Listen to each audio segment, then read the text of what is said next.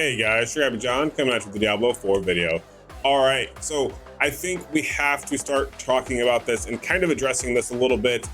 The monetization of Diablo 4 keeps getting brought up right now. I saw it in the actual Reddit subpage. I've seen it a little bit on the Blizzard forums. And I know personally, I've had a lot of people kind of ask me about this, mainly because of my background with Diablo Immortal and being part of the Diablo Partner Program, if I have any inside information on the monetization for Diablo 4. There are a few things I noticed, a few things that I do want to talk about, that I can talk about, and a few points to actually make that may help a little bit more people understand how I think it's going to go, as well as maybe some assumptions on how it will end up happening.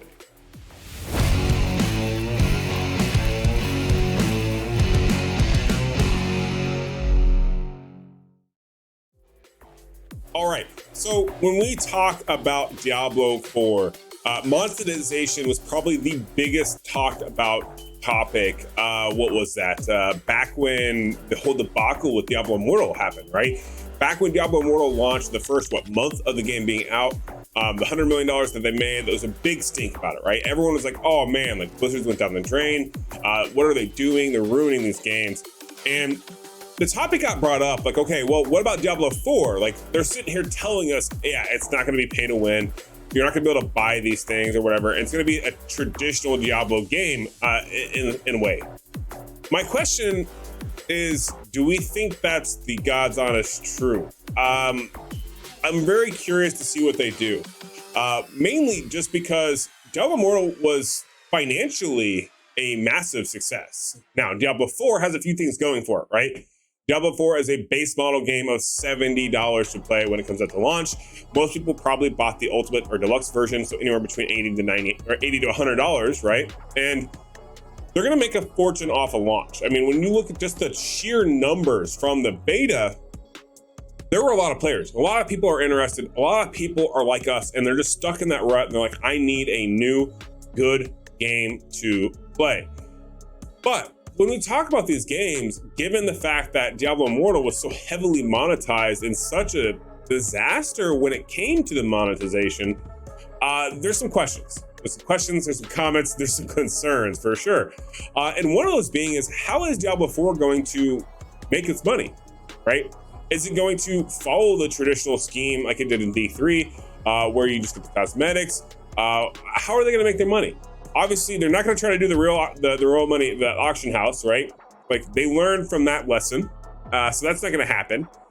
There's also that begs the other question, right? Of like, okay, well, where are they going to make the money? What are the cosmetics going to look like? Or are they going to lock like transmog behind like financials of some sort, right? Whether it be some sort of in-game currency or whatever the case may be.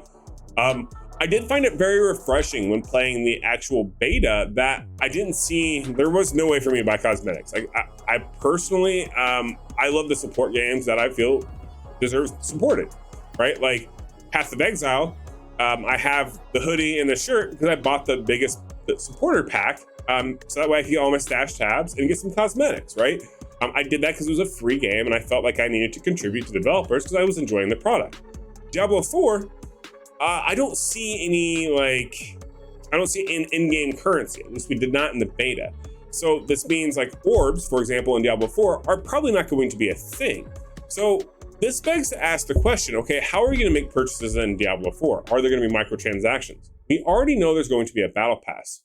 We also know that they do plan on monetization for cosmetics. We don't know what that's going to entail yet. We don't know how that's going to look exactly. I imagine it's going to be the traditional ARPG cosmetics where you're going to have like a skill modification cosmetic, a character cosmetic with like wings and gear and whatever. And honestly, and I'll pull it up right here. Nope, right there. That's the one. I'll pull it up right there and kind of show you. I recorded the transmog station because I thought it was very interesting, which kind of begs that why I'm bringing this topic up, right? Is because when you look at the transmog, as this is going through and playing behind me, notice the actual customization that's there. They did not necessarily skimp, so to speak, on the customization, especially when talking about Diablo Immortal, as that was horrendous for transmog and cosmetics, which is why they probably didn't make any money on those, right? But they definitely nailed it on the D4 transmogging cosmetics. It's very, very plentiful, and I would assume there's going to be more things that are going to come out that we can buy. However, my concern is there's no in-game currency, which means you're going to take actual money to purchase, right? So that makes it a little harder to balance for fairness, right? So typically when you do that, that means it's going to be a currency conversion. Some country's going to get a better deal than another country. A lot of people are going to go that route to get their cosmetics if they really want to. There'll be loaders, just like in Diablo Immortal, so on and so forth. However, when you have a currency, an independent currency, it alleviates it just a little bit, especially on a PC game, because it's not gonna we're gonna have Google Play, right? Like we did for Immortal. You're gonna be limited to Battle.net. So at least that helps direct it if you have an in-game currency, so to speak, right? So I'm not sure how they're gonna do that. And that worries me just a little bit, just because of the logistics behind it. However, everything currently points to the simple fact that Diablo 4 is going to stay true to the word. There does not seem to be that there's going to be the pay-to-win aspect. Stash tabs did not have another currency to unlock them other than gold. So that tells me that even stash tabs, they're probably not going to come out with custom tabs to sell you.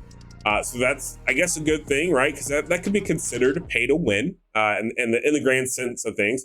Me personally, I don't think organizations should ever be considered pay to win, but it can make a difference, especially like Path of Exile, where you right click on something and certain tabs will automatically bind to their locations. So it helps with faster offload loop. You can make, dump tabs, so on and so forth. You'll essentially be able to do almost the same thing in D4, but it's not automatic binds, right? You're gonna have to manually drag everything over, organize it, sift through it. You know the drill, right? But they don't seem to be monetizing them. So that's a good sign. That tells me that there's hope, okay? We also know there's gonna be a battle pass. I'm very curious what that battle pass is going to actually give a player for Diablo 4. Because the one thing I kind of noticed when playing the beta is I didn't see any opportunity to get a battle pass. And I don't mean that as in the game can't have a battle pass. I mean this in the grand sense of things of, okay, this is a game that you're gonna pay for to buy. There's no microtransactions for pay to win. Cosmetics are going to be another currency. All other currency was funneled through the game. And honestly, there was a few currencies we were not able to obtain because of our limitation for the beta. We only went to level 25. And obviously we couldn't go into the Nightmare campaign. So there was a few currency hard caps that we couldn't actually experience. But I didn't notice anything without a massive resource given back to you would make it worth buying a battle pass. So that kind of concerns me a little bit, because we know that's already coming, and that is a monetization question, right? It's something we know it's coming, but I don't see what they could offer us with the battle pass that's going to be significant enough to make money. So that makes me concerned, because if there's nothing readily apparent, like, oh, this would be great to be given in a battle pass, what exactly are they going to stand to gain from having that, right? Unless there's something we missed, or they're going to change the scheme of things, which may actually happen compared to what we experienced in the beta. That's kind of why I wanted to bring this up and have this discussion, is because I'm very concerned with it. Like, I'm okay with cosmetics. I absolutely love the idea that cosmetics are going to be a microtransaction. I feel like they should. Spend a little bit of money, go get your skins that you want. It's kind of rewarding at that point, right?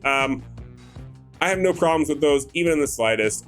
Stash tabs, don't care about for monetization purposes anyways, but pay-to-win aspects can really kill a game. I really don't think Diablo 4 is going to go the route of pay-to-win. However, it just makes me concerned. The battle pass, I don't see what the reward's going to be. I'm sure they're going to give us some sort of a cosmetic, probably some other rewards.